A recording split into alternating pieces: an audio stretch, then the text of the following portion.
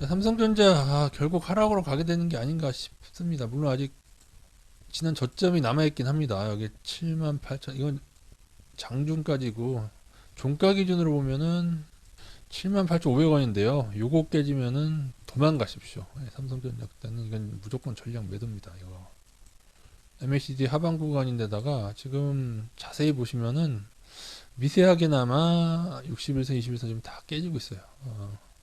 이러다가 이제 한번 이제 툭 떨어지거든요. 어깨에서 손이 툭 떨어지듯이 이거를 이제 버티다가 무너지는 형태라고 하는데, 물론 여기에 대한 해석은 때로는 여러 가지로 보기도 합니다. 왜냐하면 이거는 어떻게 보면은 조정이 와야 되는 지점에서 그래도 옆으로 횡보하면서 버틴다.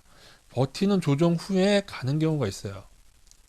근데 조정이라고 하기에 지금 너무 늘어졌다는 거죠. 121선이 여기인데 120선이 날아갈 정도로 너무 늘어졌다. 그리고 외국인과 기관은 계속 팔면서 외국인이 들어와줘야 되거든요. 아니면은 외국인이 선물놀이라도 하려면은 선물이라도 매수해서 상방이고, 근데 지금은 아주 큰 하방은 아니지만 한 1조 8천억 정도 하방이거든요. 선물도 그 상태에서 기관 외국인이 빠져나가는데, 그거를 기대하려면은 조금 외국인이라도 돌아오는 기미가 보이면은, 물론 최근 들어서 매도가 조금 잦아들긴 했습니다만은 올해 들어서도 좀 많이 빠져나가니까 이후에 들어오더라도 제가 볼 때는 또 빠져나갈 겁니다. 지금처럼 살짝 들어오고 지수 올리고 난 다음에 또 빠져나가는 식으로 할 건데, 그런 식의 반등에 불과할 거라는 거예요. 나중에도 만약에 이렇게 외국인이 계속 기조상 빠져나가기로 정했다면은 그렇게 보인다. 그리고 확대해서 보면은 맨 처음에 형성되는 아랫단 저점은 제가 예전에 정해드렸는데 89,000원인가 그랬죠. 89,000원 이 라인이 깨졌어요. 1차적인 어떻게 보면 1차적인 박스권에서 위를 못 뚫고 아랫단을 깼는데, 그 이후에도 급락을 한 게 아니고 또다시 아랫단에 박스권을 지금 형성하고 있는 거죠. 그러니까는 방금 말씀드린 이거 깨지면 당분간 도망가시기 바라겠습니다. 툭 떨어지는 게 좀 클 수도 있어요. 2018년에도 개인도 몰린 다음에 한번 이렇게 툭 떨어진 적이 있었는데, 제일 안 좋은 거는 손절 대응을 못하게, 요거를 깨고 나서 우리가 손절한 다음에 그 다음 툭 떨어지면 되는데, 아예 이거를 툭 떨어지면서 이 손절하고 같이 깨는 경우도 있기 때문에 뭐 그렇게 될지 어떨지는 잘 모르겠습니다만은, 어쨌든 지금도 이평선 깨지고 있고 MACD 하향이라서 일부 물량 축소에다가 그 다음에 요거까지 깨지면은 전량 손절. 중단기 투자자들은 그렇게 하라는 뜻이고 장기 투자자들은 뭐 상관없게 되겠습니다. 장기 투자자들은 뭐 조정도 당하면서 가는 거죠, 그죠?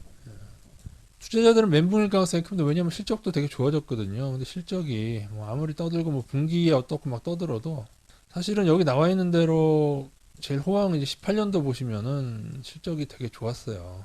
이게 잘 보세요. 18, 19, 20년. 요거는 이제 올해 1분기, 작년 1분기 이런 거거든요. 요 라인을 잘 기억해 두시고 아래로 가보겠습니다. 아니 영업이익으로만 볼까요? 영업이익으로 2018년도에 제일 좋았잖아요. 그죠? 그리고 올해가 아무리 좋다고 해도 18년도를 넘지 못할 것 같은데요. 그죠? 왜냐면 분기에, 지금 1분기 이건데, 이거는 1년에 이거였으니까요. 이때는 분기당 10조 원씩 번 거 아닙니까? 아닌가요? 하여튼 이때는 뭐라 그런지 아세요? 이때는 뭐, 이때 액면분할로 개인들이 달려드니까 어떻게 했어요, 이때? 지금처럼 개인들 막 달려드니까 어떻게 했냐면, 그때는 또 막 중국에 따라잡히는 반도체 중국 따라잡히는 뉴스 쫙 내면서 개인들 다 떨어냈잖아요. 그 다음에 올렸잖아요. 그죠? 기관들이 그렇게 했잖아요. 지금 그때는 아마 비슷한 일이 한 번 더 반등을 하더라도 그런 일이 하면서 결국에는 좀 힘을 못 쓰지 않을까 싶습니다. 그리고 레벨이 1분기가 작년보다 좋아진 건 맞는데요. 작년보다 순익 같은 게 97% 좋아지고 분기가 좋아졌는데, 그러니까는 아주 좋아졌다고 쳐서 작년에 이거니까 올해 30조 원 낸다고 해도 PER이 10 아래는 아닙니다.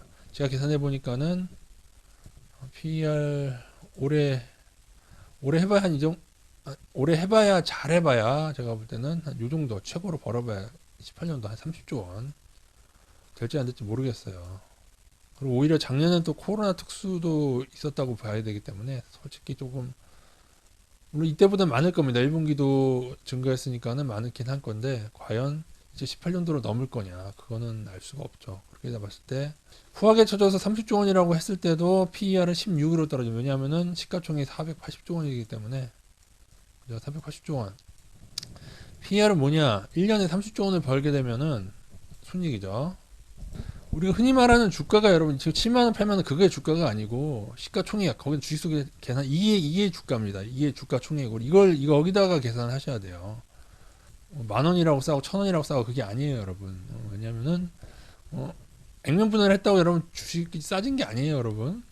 주식수가 늘어나는데 뭐. 그러니까 시가총액으로 계산해야 되는데 1년 30조 원이면은 이렇게 되면 몇 년 걸립니까? 이렇게 되려면은 계산해 보면 16년 있으면은 시가총액만큼 벌죠. 그래서 요게 PER이 되는 겁니다. 쉽죠? 그렇게 생각하면은 PER 개념이 쉽습니다. 3일에 4, 3, 6, 18.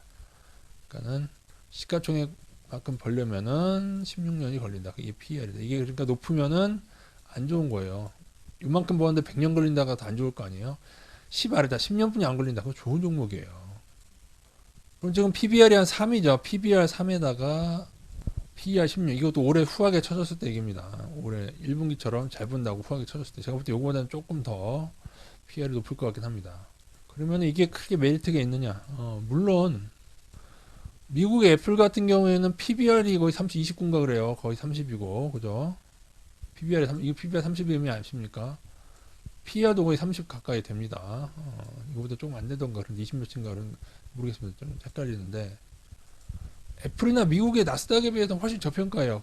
이게 적을수록 저평가니까 PBR 얼마나 저평가입니까? 그죠?